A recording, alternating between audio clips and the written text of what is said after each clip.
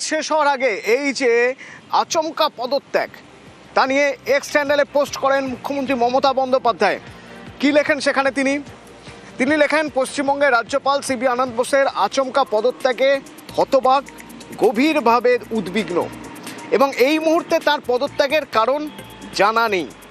তবে বর্তমান পরিস্থিতি বিবেচনা করে স্বরাষ্ট্রমন্ত্রীর চাপে পদত্যাগ করে থাকলে অবাক হবেন না। কেন্দ্রীয় স্বরাষ্ট্রমন্ত্রী জানিয়েছেন মুখ্যমন্ত্রী যে নতুন রাজ্যপাল হচ্ছেন RN রবি।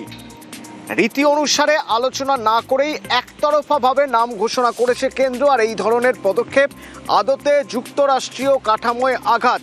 এক্স হ্যান্ডেলে পোস্ট করে সরব মুখ্যমন্ত্রী, যেখানে তিনি লিখছেন যে এই পদক্ষেপের ফলে গণতান্ত্রিক রীতি ও রাজ্যগুলির মর্যাদা ক্ষুণ্ণ হয়। এমন একতরফা সিদ্ধান্ত নেওয়া থেকে বিরত থাকা উচিত কেন্দ্রের।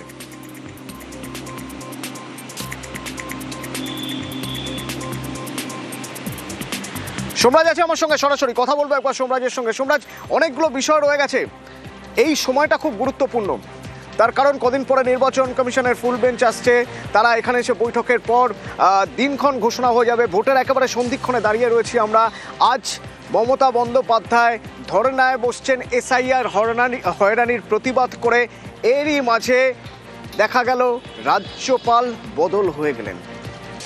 সিভি আনন্দ বোস রিজাইন করলেন এবং তার জায়গা RN রবিকে আনা হচ্ছে। রাজনৈতিক কৌশল রয়েছে এর মধ্যে।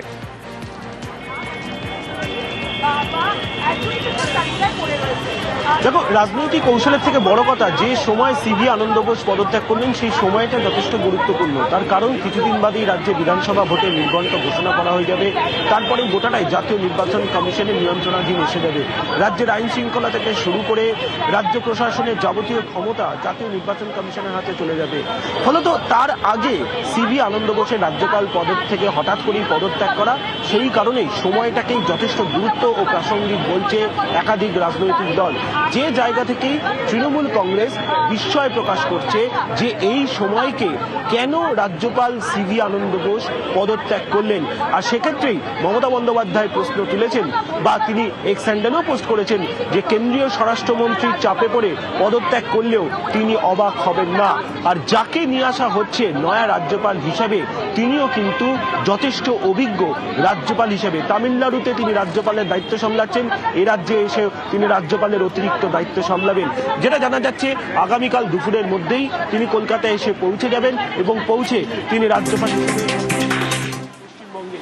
কিন্তু যে সময়ে সিভি আনন্দ বোস পদত্যাগ করলেন, 3 বছরেরও বেশি সময়সীমা ধরে তিনি রাজ্যপাল পদে কাজ করেছেন। তার সময়সীমার মধ্যে রাজ্যের আইন শৃঙ্খলা নিয়েও তিনি যেমন বারবার সরব হয়েছেন, তেমনি আবার তার সময় বিভিন্ন গুরুত্বপূর্ণ বিশেষ করে প্রশাসনিক প্রেক্ষাপটে একাধিক সিদ্ধান্তও তিনি নিয়েছেন। ফলত তার এইভাবে পদত্যাগ করা, যেটা নিয়েই এখন রাজনৈতিক মহলে জোর চর্চা।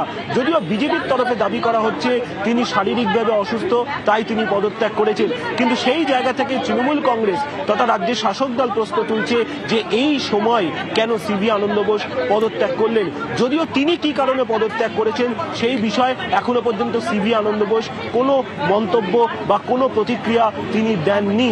যদিও তিনি একটি সংবাদ সংস্থাকে জানাচ্ছেন যে তিনি গত 3 বছরেরও বেশি সময়সীমা ধরে রাজ্যপাল পদে কাজ করে গেছেন এবং সেই কাজে তিনি সন্তুষ্ট।